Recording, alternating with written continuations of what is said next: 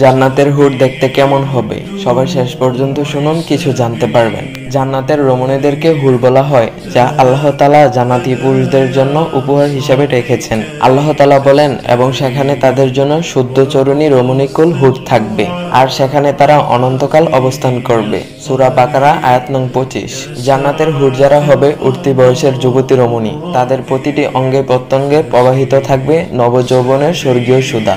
একবার তাদের দিক থেকে দৃষ্টি ফিরিয়ে পুনরায় তাকালে তাদের সৌন্দর্য 70 গুণ বেড়ে যাবে। তাদের গাল হবে গোলাপ ও আপেলের মতো লাল মিশ্রিত সাদা বর্ণের।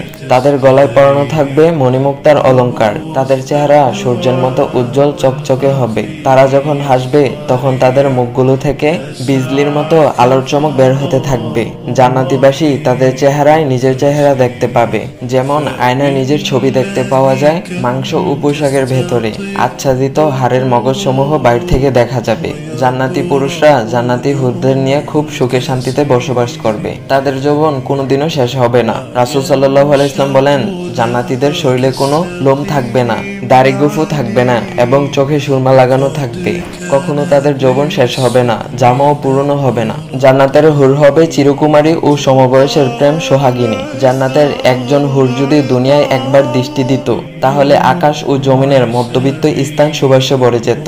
পূর্ব এবং পশ্চিম প্রান্ত তথা সমগ্র পৃথিবীটাকে সুসজ্জিত করে দিত। প্রতিটি চোখ সব জিনিস থেকে দৃষ্টি ফিরিয়ে তার দিকে চেয়েই থাকত এবং সৃষ্টিকুল আল্লাহর প্রশংসা বর্ণনা করত। জান্নাতি হুরের মাথার একটি ওড়নার মূল্য দিয়ে দুনিয়া ও তার মধ্যবিত্ত সব বস্তুর থেকেও বেশি হবে। জান্নাতি পুরুষরা যখনই তাদের দিকে তাকাবে, আনন্দে মন ভরে যাবে। যখন কথা বলবে, ছন্দময়ী মিষ্টি কথা দ্বারা হৃদয় ভরিয়ে দেবে।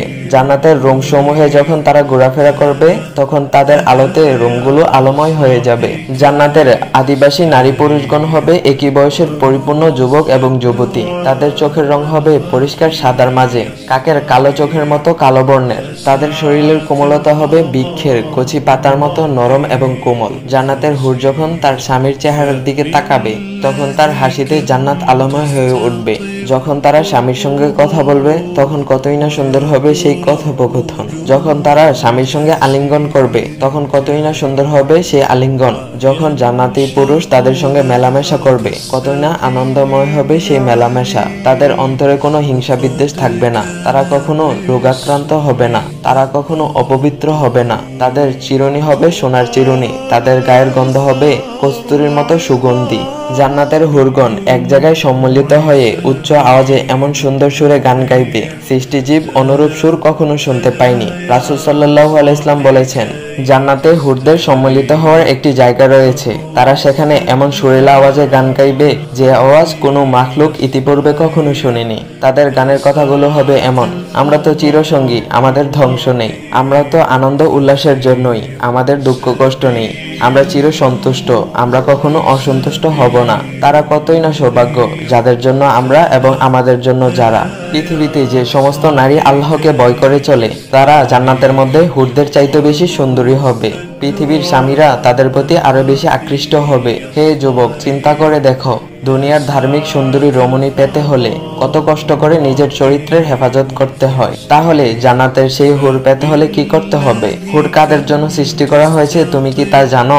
জেনে রাখো, আল্লাহ তাআলা ওইসব বান্দার জন্যই হুর সৃষ্টি করেছেন, যারা তাদের কামনা বাসনা একমাত্র মহান আল্লাহর সন্তুষ্টি হাসিলের জন্য বিসর্জন দেয়। তো গাইস, এটা ছিল জান্নাতের হুর দেখতে কেমন হবে এই ঘটনাটা। তো গাইস, তোমাদের কাছে ছোট্ট একটা অনুরোধ, ভিডিওটা শেয়ার করে অন্যকে জানার সুযোগ করে দিও। তো গাইস, সবাই চ্যানেলটা সাবস্ক্রাইব করে দিও আর নোটিফিকেশন বেলটা অল করে দিও, যেন পরের ইসলামিক ভিডিওটা তুমি সবার আগে দেখতে পারো। তো গাইস, নতুন ইসলামিক ভিডিও আসা পর্যন্ত সবাই ভালো থাকবেন। আল্লাহ হাফেজ গাইস।